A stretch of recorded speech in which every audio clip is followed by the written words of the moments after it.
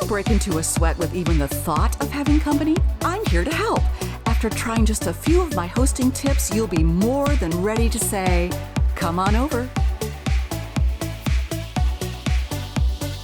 Today we're talking about 5 inexpensive items for a showy winter pot. Now, why are these items inexpensive? It's because I already had them. I paid nothing for these items this year. I did buy this pot years and years ago. In fact, you saw this pot in one of our earliest episodes when I planted this giant cordyline, which was about this tall right here and skinny with petunias around it. Oh, they sure do grow up fast, don't they? The petunias gave out, but the cordyline just kept growing. Now here's the hard part. I have to get this sucker out of this pot. There could be hydroma here, there could be tripping, falling, who knows. You want to watch every second of this because once this comes out, I can put all of these other items that you see on the ground here in this pot to make it beautiful. Let's get after it. Fight! Come on! Go! Yeah!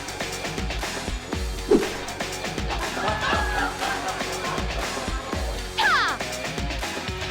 No! Eat this!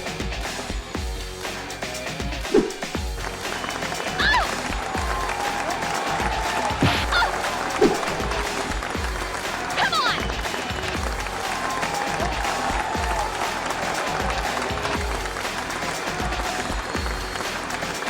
You win! All right. That was not fun, but it's done. Now, there's nothing in here. So, because that whole pot of soil was taken up by the cordyline's root system, which is what you really want to make it healthy. So now I have to fill most of this back up with potting soil. Not because I'm really potting anything to grow, because it will hold the things I'm putting in there. So here we go. Just gonna dump it in. Get as much of it in here as I can. End of one bag.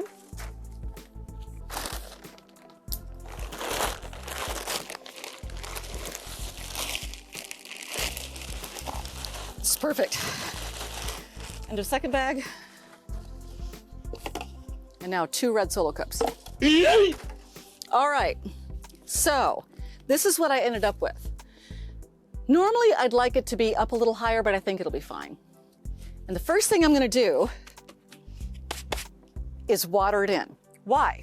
Well, I want this to be solid. So when I put my magnolia branches and my birch branches and my red twig and all the different things I have here, eventually when it gets cold, it will freeze them into place and I don't have to worry about things toppling over in the wind.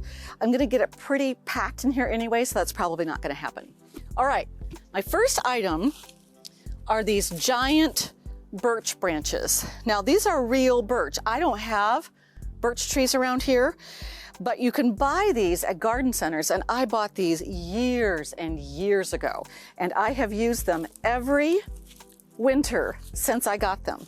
So I start with the largest one. They're gonna wanna fall over at first. You can see that the bottom of it's dirty. That's what I had before. I'm gonna go here. They're not gonna wanna stay up right away. Normally I would have more soil, but it's gonna work out. Trust me on this. I think I'm going to put this end in. So I'm gonna just kind of pack it in around there. I'm wearing gloves because this soil is wet and cold and I don't want to get dirt all over my hands. Okay, so they're standing up pretty well. Center. In any pot, you want thrill, fill, and spill. This is the thrill. Now I'm gonna fill in, and I'm gonna start with the largest item I have, which is magnolia.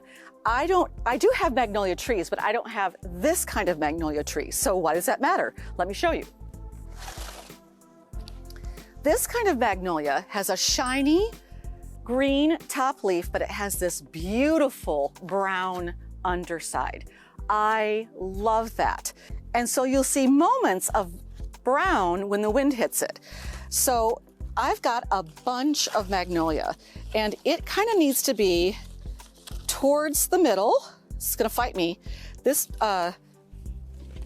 pot needs to be beautiful from all sides. So I really have to fill in. Now I'm looking for another, this one's giant, look at this. Okay, here's a great example. I don't need this low one here. I'm gonna pop that off and I'm gonna use it in something else. You don't want to get rid of any of this if you don't have to. I have had these soaking in a bucket of water. I cut them yesterday at a friend's house and I didn't want them to dry out before I got them into the pot. All right, here's a just gorgeous branch. And luckily I had friends who were wanting to trim their magnolias anyway, and I just happened to tell them that I needed some. All right, that's filling in nicely. You're probably looking at all this and thinking, how is she possibly gonna get that all in there? I'm not gonna get all of it in there, but I'm gonna get enough of it in there. I'm gonna pop this off, don't need it. And I'm gonna put it kind of here. And I think that's all of the magnolia I'm gonna use, I think. All right, so now I'm working on the fill part. I also have red twig dogwood. It's really cool. It's kind of a brownish red, and this is what happens when it's dying back, or not really dying back, but maturing, and then the really red ones come up. I have a red twig dogwood over by the roses, and so I just cut these and save these. They're wonderful in pots. If you don't have access to something like this, you might have access to just good old branches from a tree. I cut these off of one of my trees out in the back garden that had one branch that was dying off, and I thought I'll go ahead and maybe use these. I'm gonna start with these though, because I love the red of these. So I'm gonna put those down in as another plane flies over, because obviously we're in a plane zone.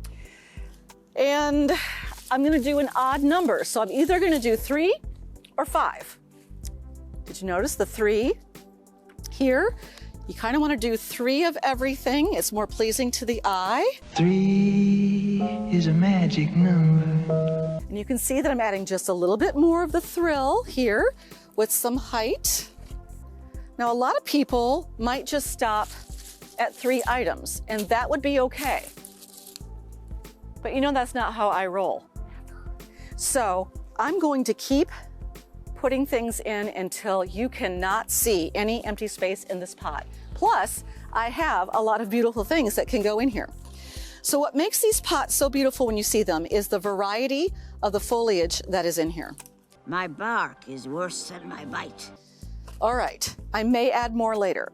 Now what I have on hand is I have a different kind of magnolia that has a thinner, much thinner green leaf, and it's more likely to show off the brown part. So I definitely want this in here. And I might just put it a little closer to the front. It's shorter, so I need to make sure it's visible somewhere pretty. I think I might just put it over here. Add it in there, okay? You might have to just get down in there and help it get in the soil. Okay, that's in. Now, what I have left are greenery that I have recently cut. And one of the ways of keeping this kind of greenery from drying up and looking bad in your pot that's going to be out here all winter is to use Wilt Stop. Wilt Stop is a natural form of a sealant that you can put on your greenery to get it through the winter. You can also use it in the spring, summer, and fall. It's not that you can't, but I only use it on stuff I've cut. You can use it for stuff that gets sun damaged if you want to. It's not bad for the environment. It's a wonderful product. You cannot use it, or you should not use it on magnolia, because it will leave spots on these shiny leaves and not look good. So the magnolia's down in the soil, I'm not worried about it. However, this is laurel. This is a beautiful shrub in the Mid-South. I just love it. They can get enormous, so you can get the smaller variety, but I like how the leaf contrasts. You see how it's just not as green? So I'm gonna put some of this in here, and it's kind of delicate looking. I'm gonna just take off anything I don't want to get down in the soil and rot. And I have sprayed these last night. No, I sprayed them this morning actually, front and back, to help them stay nice. And you see I got an extra bonus little guy here. I'm gonna take that off and I may use that inside.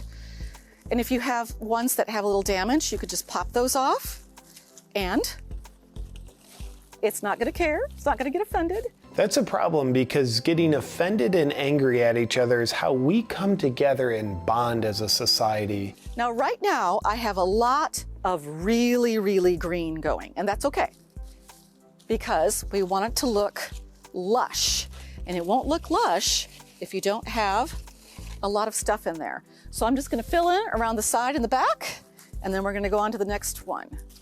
All right, now I have the really big green items in here. Now, you may be wondering, why did I choose these items? Well, magnolia is the tree of the South, one of the trees of the South, and it is showy and wonderful, and I have access to it. The different kinds also. The laurel is evergreen. All of these are evergreen, so they're used to being outside in all seasons. The laurel is evergreen. It is not deciduous, which means it does not drop its leaves naturally. I like your funny words. I have a magnolia over here, a sweet bay, and it will lose all its leaves, so that would not be a good thing to use in this pot. So next I have a pine. So I just went and cut these off of my Green Giant Arborvitae. This is more of your spill look, so it will go over the sides a bit. That one's already curved nicely for me, so that will be great to spill over a bit. And this one also is slightly curved. You see how it kind of spreads out there? And this is going here. I didn't cut off a lot of it because I didn't want it to look like there was a bare spot. I'm gonna put this one in the back. You won't be able to see it right now, but the neighbors will. Okay, then of course I have the good old holly. The hollies right now do have berries, but they're more orange. And I did spray the Green Giants, I sprayed the laurel, and I sprayed the holly to try to keep them showy for as long as I can. Now this holly isn't super red, the berries are not, so it actually fits into the season. And I had a spot up here at front, and let me just see. It might be a little too big. I might have to go with a smaller one. So I'm gonna put this one more towards the back for the neighbors. And there's a little bit of holly going there. They are pokey, so you wanna make sure you have gloves on. This one is cute. I'm gonna put it right here. And I can feel when they go into the soil. This is kind of a funky one. I love the shape of it. And it's going to do a little bit of spilling for me. Okay, now we have a lot of different greenery in here. Then, if you want to, you could add some pine cones. Now, you could add pine cones that look like they're frosted or snowed on, or you could just add pine cones on a stick. Now, these came on a stick. They're actual pine cones that someone has inserted into the pine cone and glued it, so it's on there. And so I could put this in here like this, put another one over here, and you can see them poking through and looking kind of wintry. I could take some of my snow-covered ones if I wanted it to be really snowy looking and put them on the side. See, it even looks like it's snowing. These will not last outdoor in the rain. It would just be like, of course you can always just put more snow on them. I sprayed these with the fake snow, but they do add a wonderful pop of color. Now, sometimes when you're putting together a pot like this, you may not have enough. Never happens to me, I always have too much. But if you didn't want to put the pine cones in there, you could take these out, and these would usually be inside anyway for me, and you could do a little bit of stump. You'd want it to sit up a little bit, like this, and it just adds another little winter element. So here we are, 5 inexpensive items for a winter pot. Number 1, the pot you already have. Use what you have, I'm sure it's fine. Number 2, birch branches. Birch is great because of the white contrast. If you don't have birch and you can't get birch, use what you have. Use something else, like these. This is better. These are fine. That's number 2. Number 3, magnolia or some major leaf branch that you can trade. For instance, I traded a loaf of my pumpkin bread for these magnolia branches. I got the better end of the deal. That's number 3. Number 4, other items you have around your yard or friends' yards. Some pine type of thing, evergreen, some laurel over here, and we also had some holly. It's here somewhere. It's tucked in, it's hiding, but that's number 4. And number 5, pine cones. Pine cones are everywhere. If you have them already in some of your decorating supplies, great. If you'd like to paint some white or give them snow, also great. None of this cost me anything. And I'm sure that you have a lot of this in your area right in front of you that you've never even thought about. So go outside, see what you have, and make a winter pot today. Today we're going, I was so ready and then I wasn't. Today we're talking about 5 inexpensive, eventually when it gets cold, it will freeze them into space. It will not freeze them into space like Pluto. Come on over. Now go make someone feel special today.